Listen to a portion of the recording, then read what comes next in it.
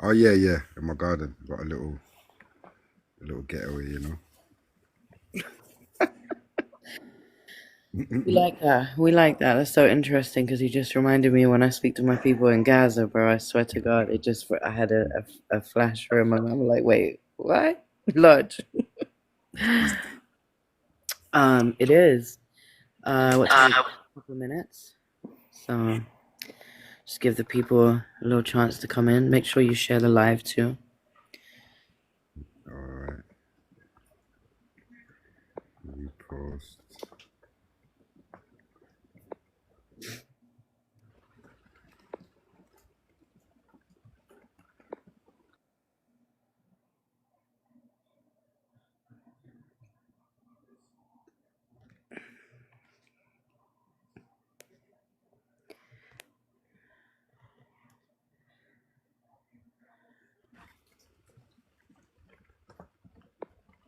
I'm excited about this one. It's been a minute. Yeah, Yeah. a minute. It's been a long, long time. Too long. I think I've shared it to all the networks. All right. Well, we'll get started in a second. Shout out to Larry. Larry in the building. Salute, Larry. What up, Larry?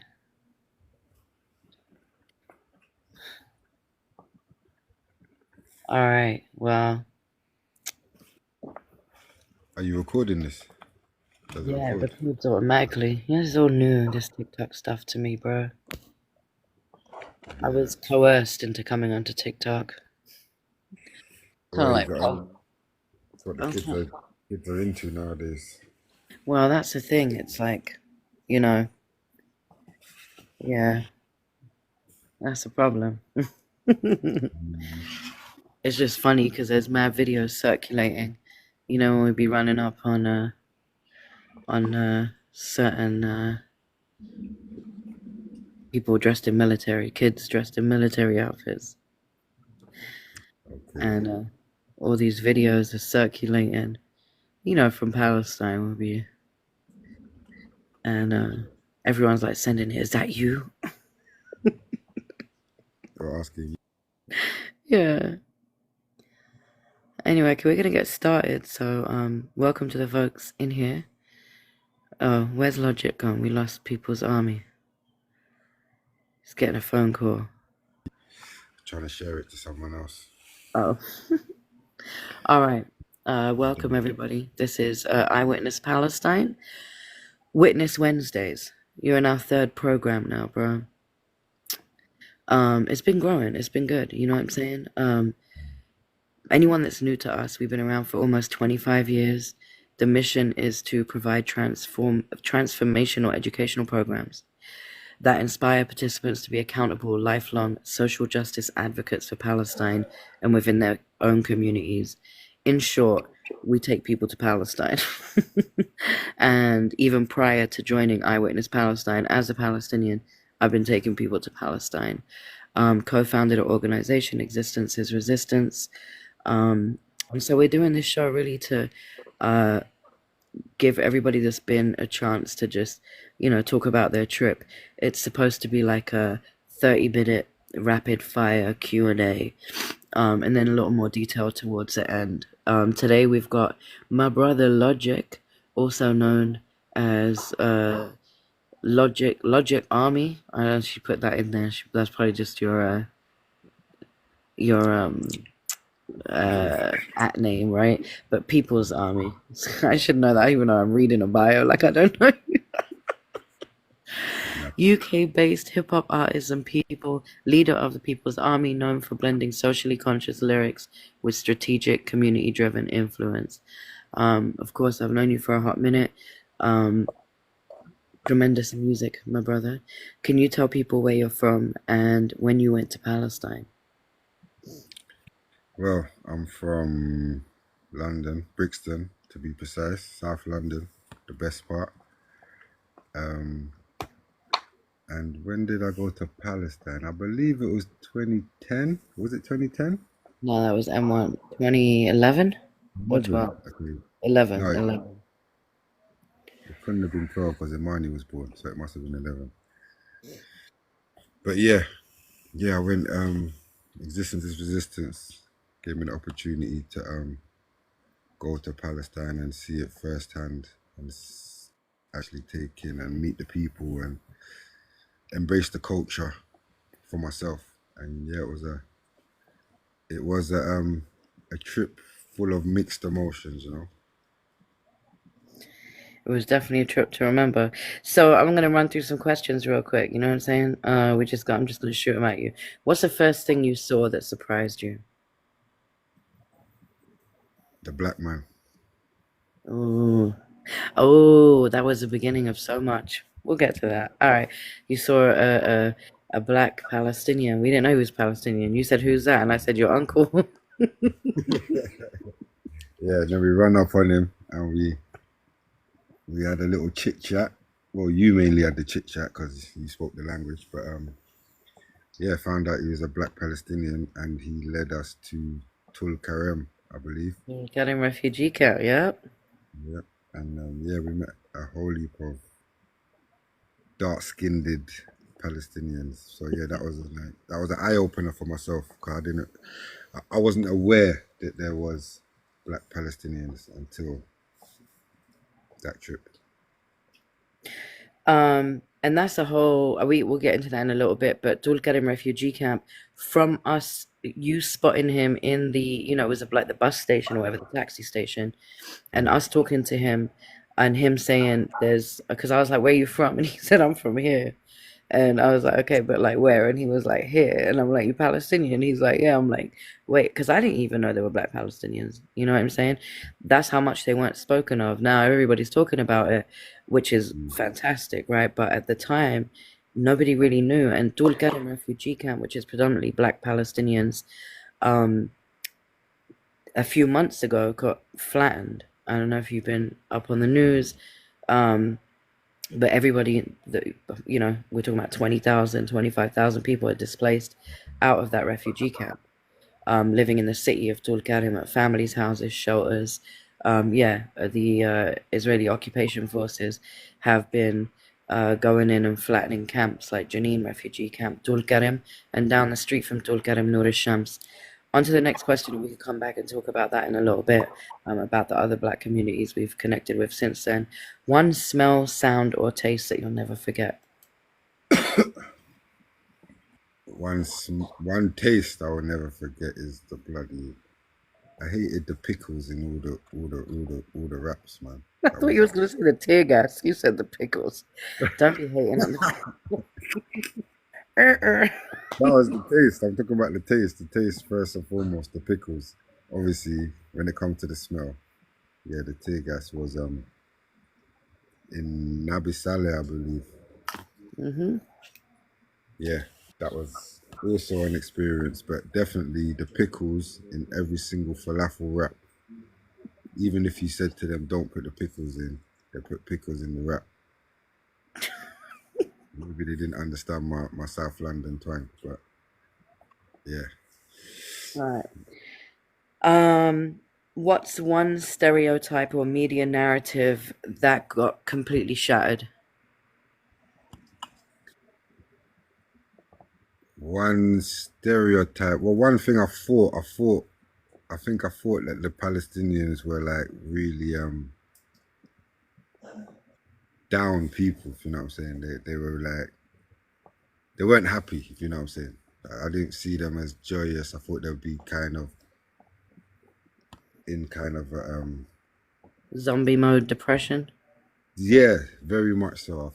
I expected to come across a nation of zombies, depressed people who are just kind of fed up with life and etc. But it was very much so the opposite of that. You see people with life and energy and vibrant, vibrant colors and yeah, powerful energies over there, which was a shock for me. That's why they say Palestinians teach life, baby. Everybody hit that like button. Just hit just tap on the screen, like the live, so we can get some more folks in here. We're talking to Logic from People's Army UK about his trip to Palestine in 2011. Um, Rapid fire, craziest thing you saw or experienced.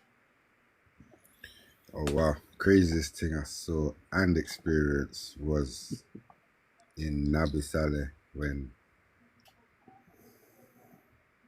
you lot snuck me into the city in the middle of the night.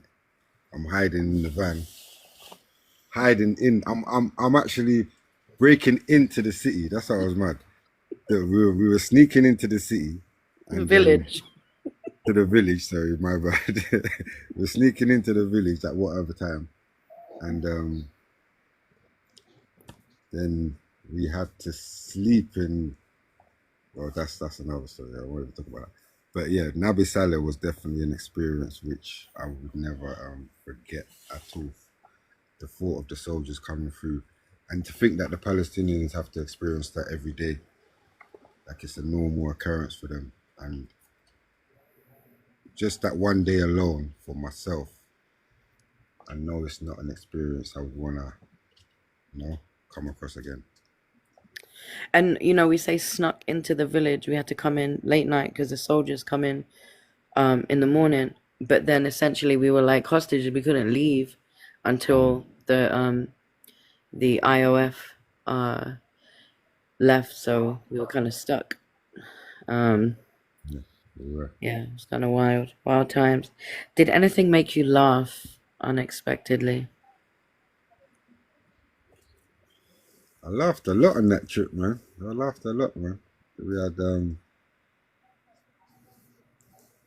unexpectedly.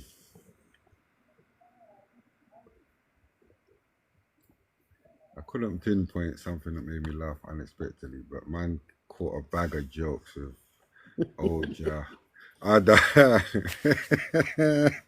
That was funny actually. When we were staying in Nabi Saleh and all the guys, we were staying in that house by ourselves, and they were Oh, laughing the at contingency plan. just see plan. Talk about it. Talk about it. Oja, my brother. Yeah, he was. So He just out was. of respect, let's just break it down. Out of respect, the women we stayed in a house, but it was the wife of a political prisoner, so she couldn't have like a bunch of foreign men staying there too. So the girls went to one building, one house, and then down the street the brothers went to another house, and they were with this young Palestinian cat, and there was a little panic because everyone knew the army was gonna come in, and there may be some gunfire. Anything could So happen. So of course But the Americans, my brother Oja, shout out to DJ Oja, our Haitian brother. my brother. He wanted a contingency plan. There wasn't. He said somebody said, "Pull out your American." Wasn't even there. Pull out your American passport and hold it up. Is that what they said? And then what did the Now, kid from Nabi Saleh say to him? I was saying we need contingency plans, plural, not one plan. We need plans because if that goes wrong, but it was the panic in his face. And don't get me wrong, we was all kind of we was all on our toes. We was all, but yeah, it was kind of like the way he said it. It's the way he said it. You'd have to be there. I'll tell you the truth, but yeah, the contingency plan was definitely a memorable occasion. Well, that has lived, 14 years on, and we still laugh about the contingency plan. You know what I'm saying? Nice to talk about it to this day as well. Um, who's one person that you met that you still think about?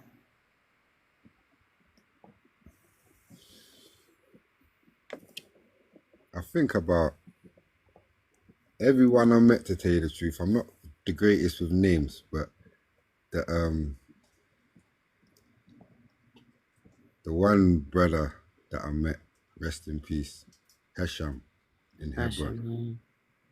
Yeah, his story was definitely one that I took away with me, and I can't ever forget I can't forget his story still. What he was telling us and how he was made to live under the occupation was horrendous. So yeah, the things he went through, the things he had to endure from the soldiers, etc. Yeah, Hesham's story is definitely, he's someone that definitely stuck with me Rest in power, my Hashim brother. Azzi, yeah, rest in peace. He's from Al Khalil, what they call Hebron. And he was pretty much gassed to death in his house by the Israeli occupation forces. What did you feel when you left Palestine? I felt kind of helpless, to tell you the truth. Like, kind of like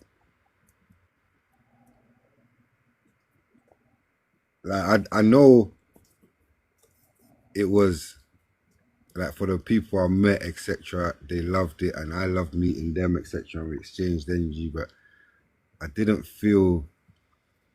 I don't know. I just felt like I couldn't really do anything. There wasn't a lot I could do.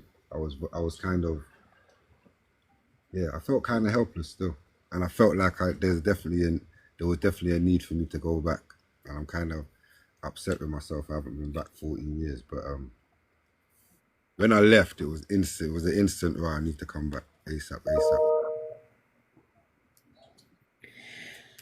If there was one story that you could tell from your trip that captures what it felt to be like, to be there, what it felt like to be there, what would that story be?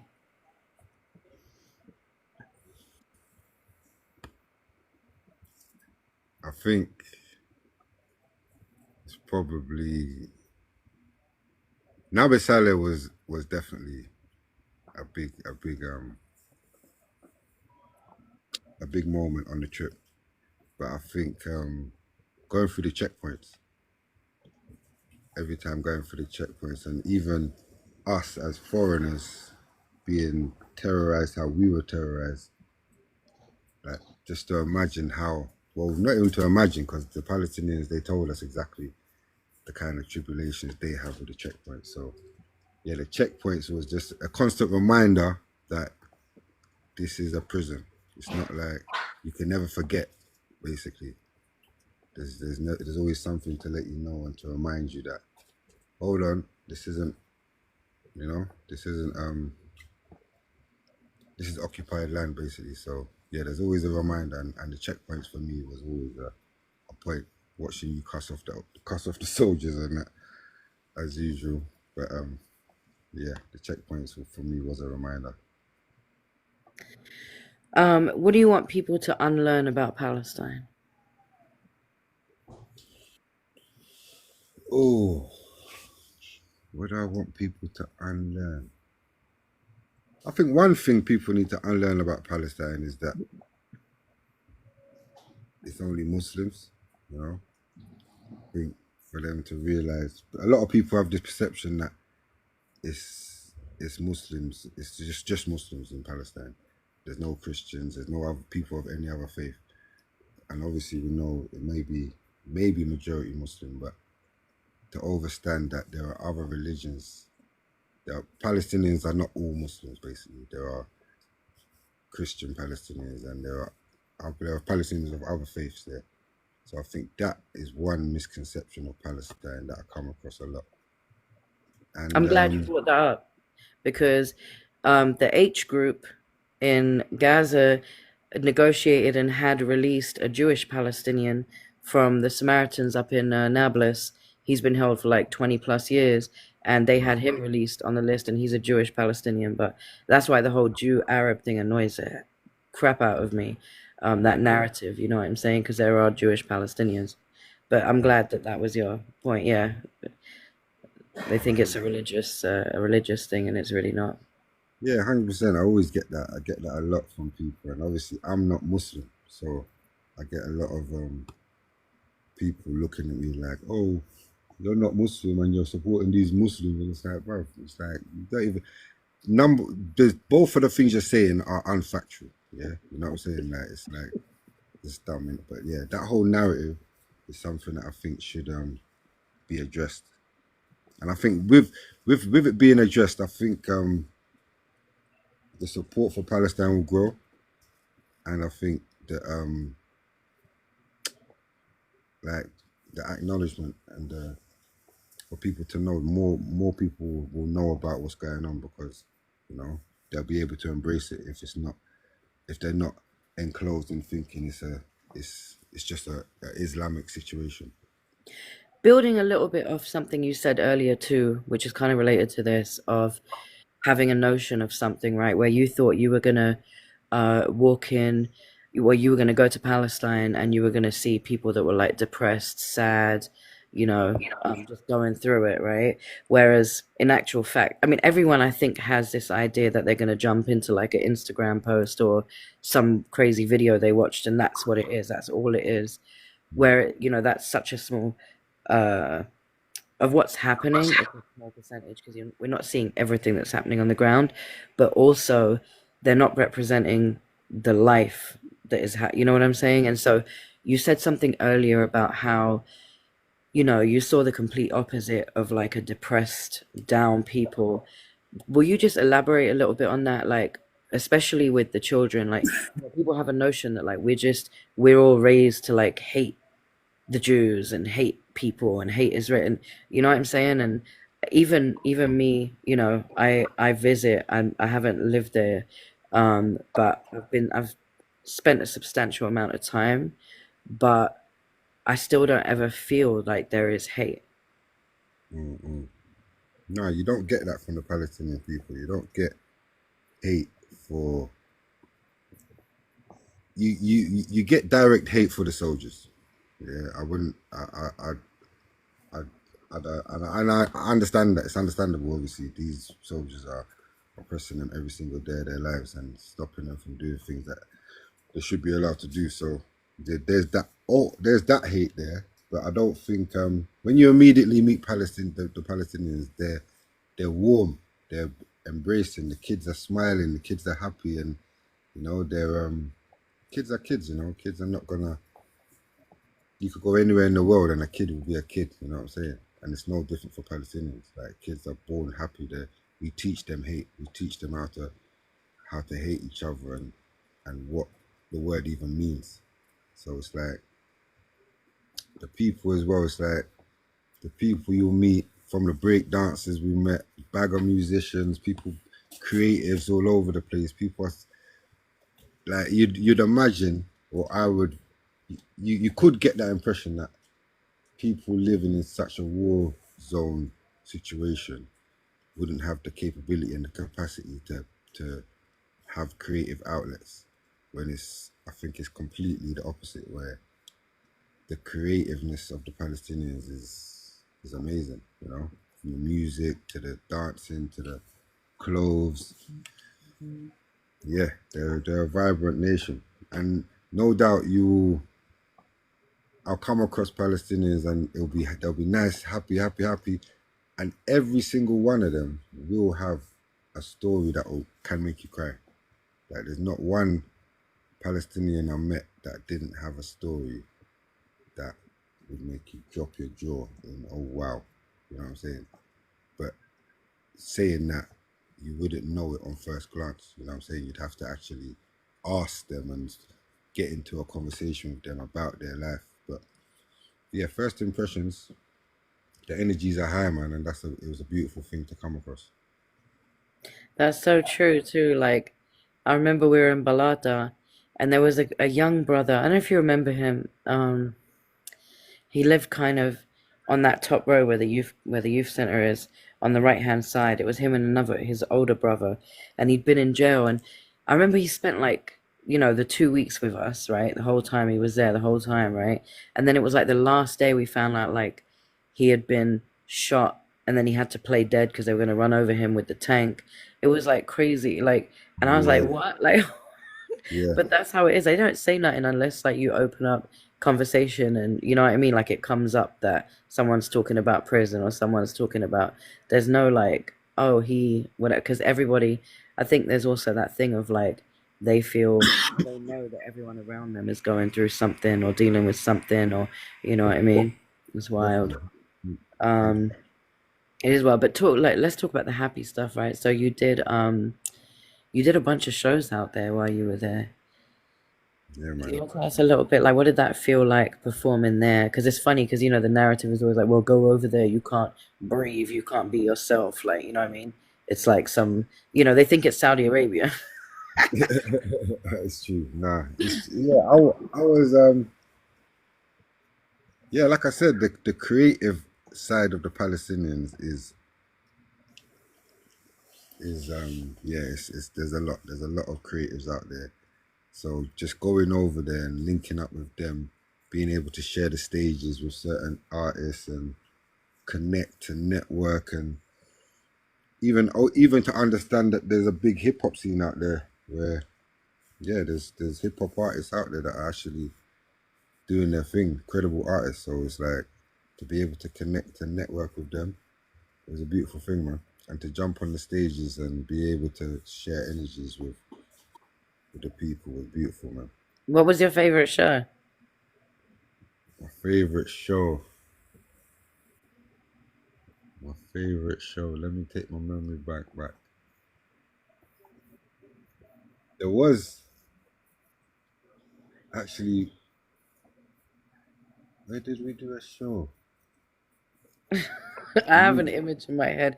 Oh my God, we did a lot, but I have an image in my head. I mean, we did one in Mm, Aline. We did one in Janine, Cinema Janine, which is gone now too, I believe. Do you not remember Cinema Janine? That's when you remixed some reggae into Arabic, and Nana kept getting yeah, picked up by some. Janina's a good one. Janina's a good one. I'll wait for Nana's show in a couple of weeks so we can talk about that. Everyone was an experience as well, man. Oh yeah. But yeah, man. Shows wise, I just remember shutting down shows with Marzi.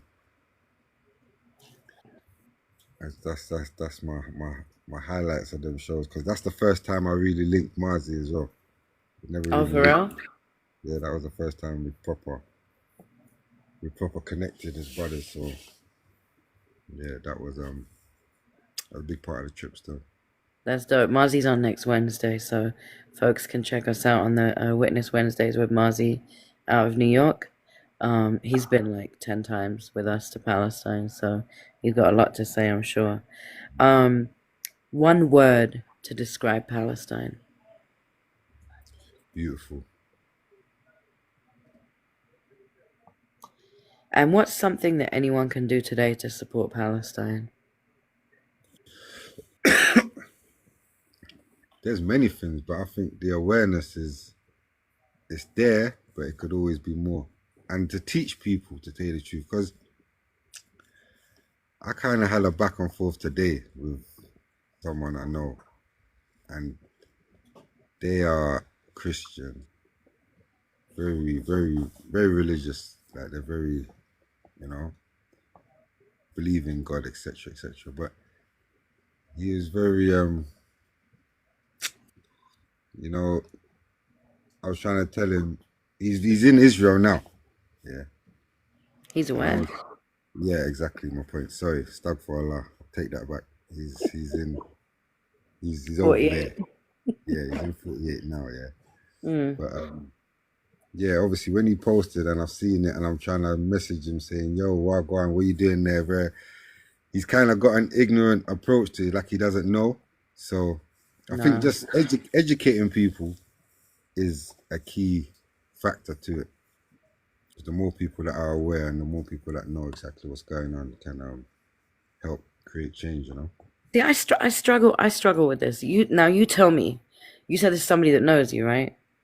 Yeah, I know. Okay. And you and the people around you talk about Palestine quite a bit, no? Yeah, I know. Okay. Do you buy into this thing of they didn't know? It's not even that they didn't know, because what he's on is he's on a love humanity tip and loving everyone. Do you understand? He's on a I love everyone. Loving people that unalive babies all the time No, I know, and this and is what post it and great Palestinians and post it.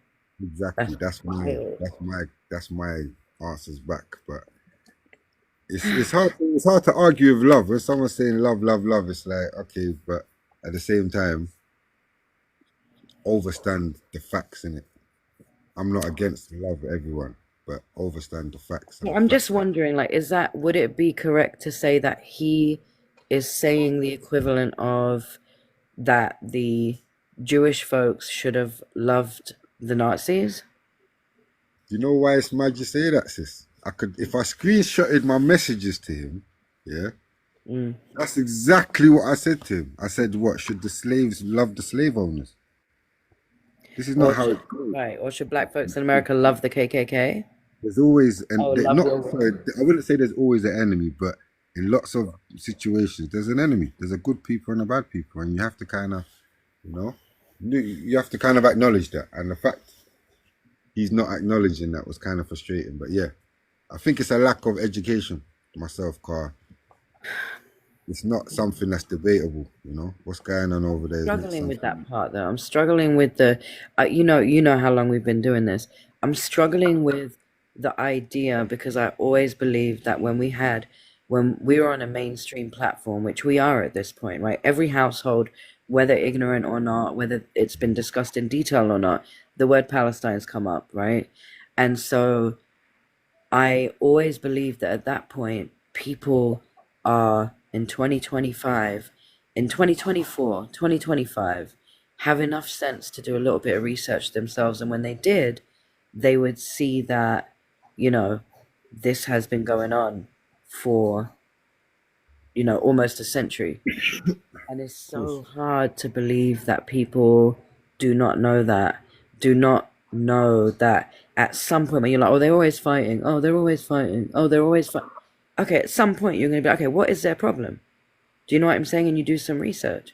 It's really hard to understand that. It really is. And anyway, I pray that people like that, since he's there, I'm going to assume that I mean, depending, I don't know anything about this person, but they may learn the hard way. That's how it usually happens. You know what I'm saying? Yeah. Um, You see, still, he'll learn from me still. Next time I see him, I sit down with him. I mean, the other Something. thing is you could just connect it with folks in Palestine. Yeah. Well, it's yeah, 100%. I should do that. I'm gonna try and connect him with folks in Palestine. But it's a surprise to me, you know. He knows tech. He knows he's from New York. He knows people. He does hip hop. Wait, who are we talking about? Tell me. I know. I'll tell you. I'll tell you. If it's I'll tell you. on his Instagram, if it's on his Instagram, who cares? What do you say? It's on his Instagram. Yeah, If he's but made it public. my brother still. I don't really. I'll tell you. I'll message you his name, obviously, but I don't know how much thousands of people are watching us now. Oh, okay. I don't know. All right. Um, where can people find you and follow you? At Follow. Logic Army, all socials, and you can find me where me there. You know, Logic People's Army. Logic Army. Logic Army, Logic Um, I really appreciate you joining us today, bro. And I hope that you come back to Palestine with us. Definitely. We do have, delegations going in December, and then we have a Black Indigenous People of Color delegation in February. So folks that are interested could go on the website eyewitnesspalestine.org, eyewitnesspalestine.org, and go to the interest forms, fill it out, and if you're interested in coming, come through. Yep, definitely. I appreciate you, bro. Thank you. Blessings, man. Thanks for having me. Blessed to share No, my we story. appreciate you. And we're gonna have we have a few episodes like next week is Marzi. We got, oh, there we go, look, Larry on point, programmer in the building. He put the link in there for you. Um we'll have a reunion as well with all the folks on here so people can join and then we can have some real laughs about contingency plans and whatnot. I'm down for that. 100%. I appreciate you, bro. All right, sis. Enough love. Peace and love, everybody. Bless. Guidance.